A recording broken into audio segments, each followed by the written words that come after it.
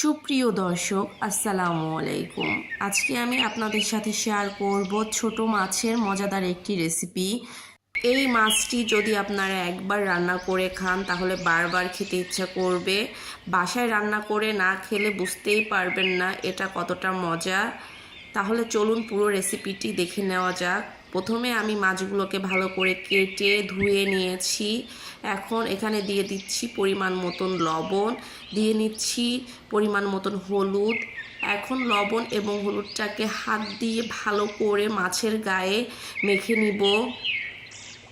ছোট মাছ কেটে রান্নার জন্য প্রস্তুত করতে কষ্ট হলেও এটা খেতে কিন্তু অনেক মজা। হলুদ এবং লবণটা আমি মাছের গায়ে লাগিয়ে নিয়ে চলে গেলাম চুলাতে একটা কড়াই বসিয়ে দিয়ে আমি এর মধ্যে দিয়ে দিচ্ছি পরিমাণ মতন সয়াবিন তেল। তেলটাকে একটু ভালো করে গরম করে নিয়ে এর মধ্যে হলুদ এবং লবণ দিয়ে মেখে রাখা মাছগুলো দিয়ে দিব। মাছগুলো একটু সময় নিয়ে আমি এক পাশ ভেজে একটা চামচের সাহায্যে উল্টে নিচ্ছি। ভিডিওটি দেখতে দেখতে যারা এ পর্যন্ত চলে এসেছেন প্লিজ ভিডিওটিতে একটি লাইক দিয়ে দিবেন, আর লাইক দিয়ে পুরো ভিডিওটি দেখে নেবেন। আশা করছি আজকের রেসিপিটি আপনাদের কাছে ভালো লাগবে। আর আজকের রেসিপিটি আপনাদের কাছে কেমন লাগলো কমেন্ট করে জানিয়ে যাবেন।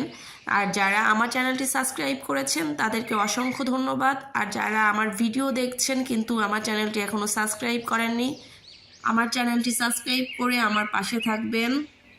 এর মধ্যে আমার মাছগুলো দুনো পাশ খুব ভালো করে ভাজা হয়ে গিয়েছে।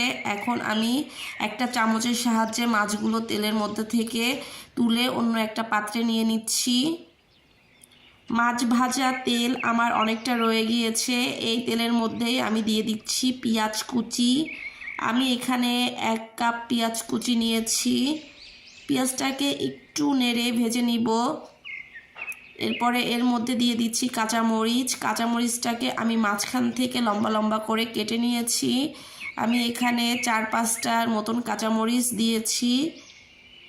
মরিচ এবং পেঁয়াজটাকে কিছুক্ষণ ভেজে নিয়ে যখন পেঁয়াজের কালারটা এরকম চেঞ্জ হয়ে সোনালি কালার হয়ে যাবে তখন এর মধ্যে দিয়ে দিচ্ছি টমেটো কুচি। এখানে একটা টমেটো ছোট ছোট করে কেটে দিয়ে নিয়েছি। টমেটো, পেঁয়াজ এবং কাঁচামরিচ একসাথে কিছুক্ষণ ভেজে নিব। ভেজে নিয়ে এর মধ্যে দিয়ে দিব হাফ চামচের থেকেও কম জিরা বাটা, দিয়ে দিচ্ছি ধনিয়া গুঁড়া সামান্য পরিমাণের, দিয়ে দিচ্ছি লবণ পরিমাণ মতন। লবণটা কিন্তু পরিমাণ মতন দিতে হবে, বেশি বা কম দিলে কিন্তু ভালো লাগে না খেতে। কম হলেও ভালো লাগে না, আবার বেশি হলেও খাওয়া যায় না। দিয়ে নিচ্ছি হাফ চামচ হলুদের গুঁড়া, পরিমাণ মতন লাল মরিচের গুঁড়া। আমি এখানে হাফ চামচের থেকেও একটু বেশি লাল মরিচের গুঁড়া ব্যবহার করেছি।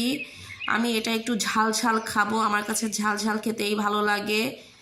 শুকনা মশলাগুলো একটু কিছুক্ষণ কষিয়ে নিচ্ছি। অবশ্যই খেয়াল রাখতে হবে মশলাগুলো যাতে পুড়ে না যায়। এ পর্যায়ে এর মধ্যে দিয়ে দিচ্ছি সামান্য পরিমাণের পানি দিয়ে মশলাটাকে আরও কিছুক্ষণ ভালো করে কষিয়ে নিব। এভাবে যে কোনো ছোট মাছের রেসিপি যদি আপনারা বানিয়ে নেন তাহলে খেতে কিন্তু খুবই ভালো লাগবে। মশলাটাকে আমি কষিয়ে নিয়ে যখন মশলার উপরে তেলটা উঠে আসবে তখন এর মধ্যে দিয়ে দিচ্ছি পরিমাণ মতন পানি। এখানে আমি অল্প পরিমাণের পানি দিয়েছি, যেহেতু আগের থেকে মাছগুলো আমি ভেজে নিয়েছি এর জন্য মাছটা রান্না করতে বেশি পানির প্রয়োজন হবে না। পানিটা যখন একটু ফুটে উঠবে তখন এর মধ্যে ভেজে রাখা মাছগুলো দিয়ে দিব।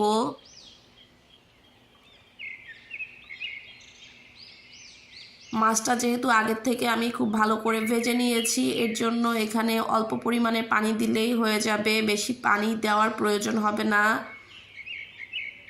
এটাকে ঢাকনা দিয়ে ঢেকে 5 মিনিটের মতো রান্না করে নিব। 5 মিনিট পরে ঢাকনা তুলে নিচ্ছি। মাছটা আমার রান্না হয়ে গিয়েছে। এখন এর মধ্যে দিয়ে দিব আমি ধনিয়া পাতা কুচি দিয়ে আমি এটাকে আরও 1 মিনিটের মতো ঢাকনা দিয়ে ঢেকে জাল করে নিব। 1 মিনিট পরে ঢাকনা তুলে এটাকে আমি এখন একটা পাত্রে পরিবেশন করব। দেখতে যতটা লোভনীয় হয়েছে, খেতেও অনেক মজা ছিল। আশা করছি আজকের রেসিপিটি আপনাদের কাছে ভালো লেগেছে। ভালো থাকবেন সবাই। আল্লাহ হাফেজ।